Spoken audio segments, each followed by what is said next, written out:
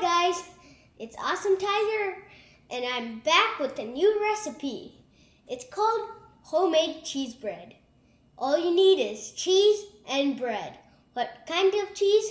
Cactus original queso quesadilla is good. I recommend it. It's very tasty. Or maybe Colby Jack is fine too, though. Colby Jack cheese, any type of shredded cheese you would want. And also Stonefire mini non-dips. That's the kind of flatbread we're using. Now let's get started on the cooking. That's all you need.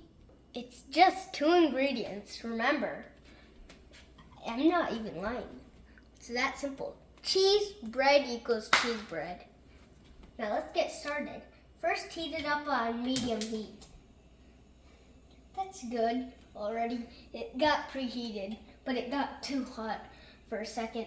So I had to turn it off and wait for like a minute. And now it's perfect, already preheated. Now first, you have to cook the non-dips. Let's open this up. About like 3 to 8 non-dips is good. I sometimes eat 8, but since I need to eat other stuff like corn, which is a part of my snack, I'm only using 4. 4 is how much I usually eat. If I really want it, then I sometimes even eat 8. Now you just put them, and also you need a spatula to flip it. Unless you want to burn your hands trying to flip it with your hands. Me personally, I do not want that to happen. And then wait for it until the non-dips are nice and soft. So just cook it for a few seconds on one side and a few seconds on the other side. Don't cook it too much, but don't cook it too less either. It's not fun when the non-dips aren't soft.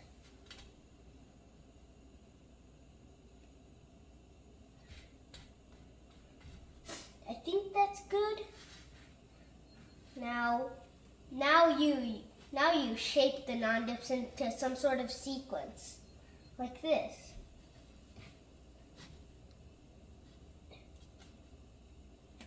So this is a type of sequence, for example.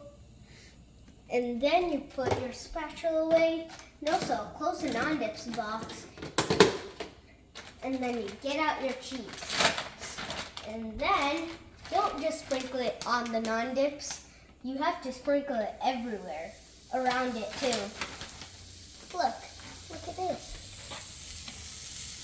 See how I'm spreading it around, not only on the non-dips.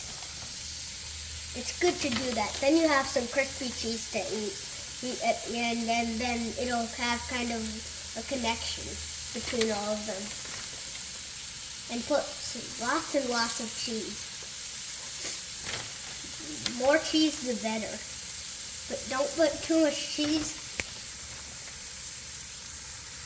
And that's probably good. And then you need to get a lid. Oh, I need to put it on. This is good. Yeah, that's good. And then you wait until the cheese is nice and melted.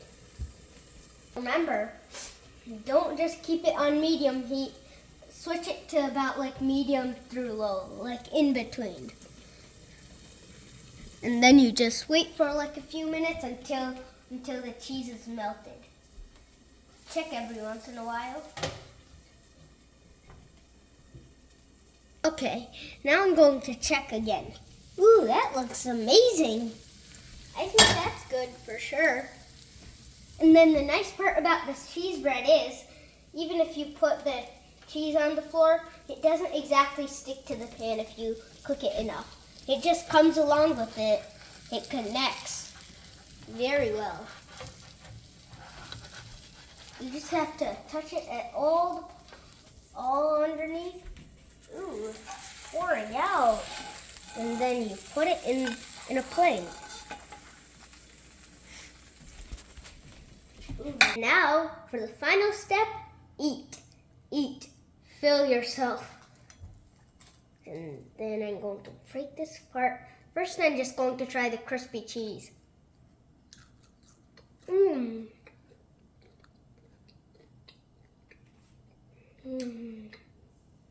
It's so crispy on the bottom, and then at the top it's nice and melted. Not as crispy, but it's just soft. It's filling my mouth with taste. Now to try the naan. Ooh, it's hot. And then, wow, look at all that cheese.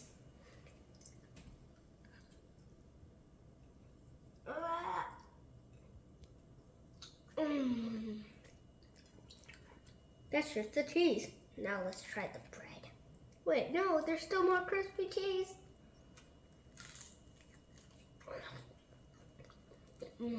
And now for the final eatingness. I made that word up, just saying. Now, drum roll, please.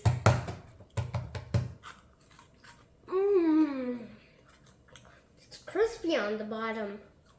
Not burnt either. Didn't cook too much thanks to the low heat. This was amazing. You should try it too.